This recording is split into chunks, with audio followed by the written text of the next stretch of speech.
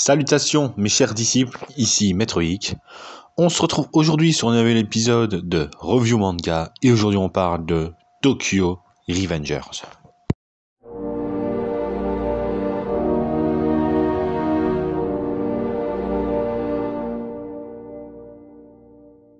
Tokyo Revengers est un manga de type shonen écrit et dessiné par Ken Wakui et Hyujin Jian. Il est prépublié dans le Weekly Shonen Magazine de l'éditeur Kodansha depuis 2017. La version française est publiée par les éditions Glénat depuis 2019. En 2017, Takemichi Anagaki, un jeune de 26 ans à la vie morose, apprend que son ex-petite amie du collège, Tachibana Hinata, est décédé dans un conflit impliquant le gang du Tokyo Manzikai. Le lendemain, alors qu'il revient d'un travail à temps partiel, Takemichi se fait pousser du quai de métro par quelqu'un. Alors qu'il est sur le point d'être percuté, il fait un bond dans le temps, de 12 ans en arrière.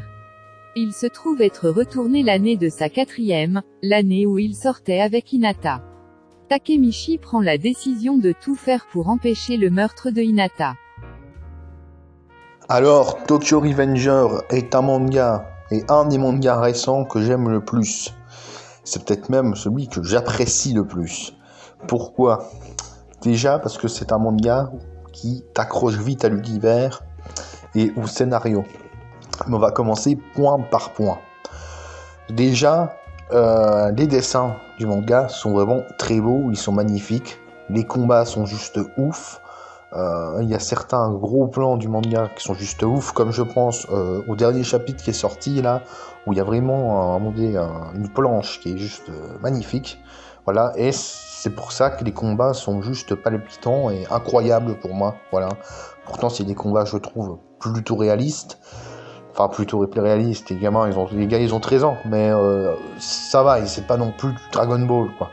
Mais les combats sont incroyables, je trouve. Et ce que j'aime bien aussi dans le manga, c'est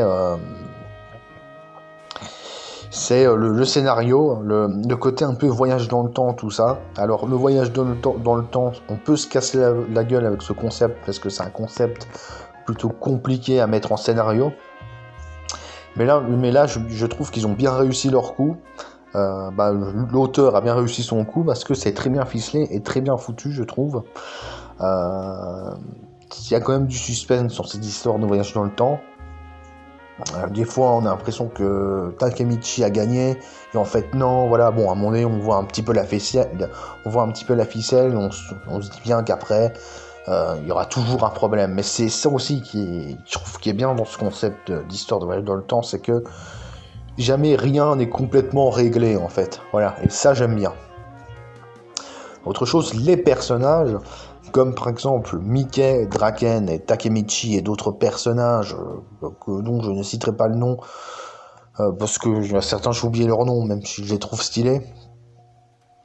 C'est des personnages très intéressants. Mickey qui est le leader, Draken son bras droit qui est très intéressant et plutôt fort aussi et qui devient attachant, et Mickey aussi.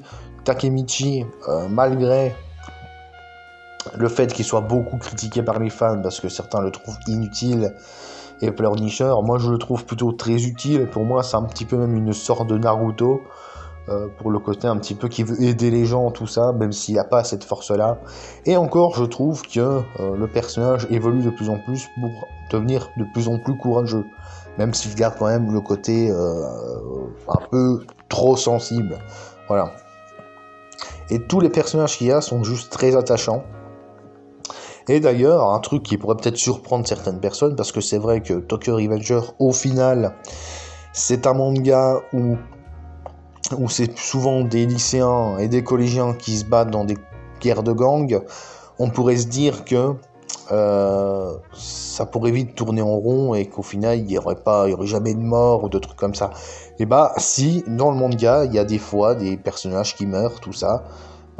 Donc là pareil, il y a un aspect tragique au manga, et des fois même si Takemichi peut remonter dans le temps, et il peut pas forcément sauver tout le monde, et ça apporte un dilemme au personnage. Voilà. Bah d'ailleurs, je parlais des guerres de gang, bah d'ailleurs les guerres de gang dans le manga est le truc que j'ai le plus apprécié. L'ambiance gang un petit peu comme ça, j'ai toujours bien aimé, moi, voilà. Donc voilà, j'aime bien le côté un peu, c'est des deux gangs qui se battent, deux gangs d'hommes qui se battent entre eux, je trouve ça ouf. Et c'est mon premier manga un petit peu Furio que je lis, et j'aimerais bien me mettre à d'autres mangas Furio. Je recommencerai peut-être bientôt Rakai Blues. Voilà. Alors, il y a un autre problème avec le manga, il y en a certains qui vont dire que c'est un défaut, c'est le dernier arc qui est en cours, donc qui est l'arc final, qui est beaucoup critiqué, j'ai vu. Alors moi, je ne suis pas trop de cet avis, j'aime bien ce dernier arc, parce que je le trouve plutôt sympa, surtout pour l'intrigue qu'il y a, donc je ne spoilerai pas, mais l'intrigue qu'il y a dans le dernier arc est plutôt pas mal, je trouve.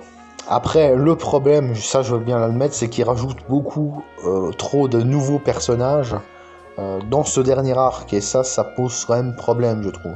Même si les personnages, on peut leur trouver des histoires intéressantes, tout ça, mais il y a beaucoup trop d'histoires, des fois, là, dans le dernier arc.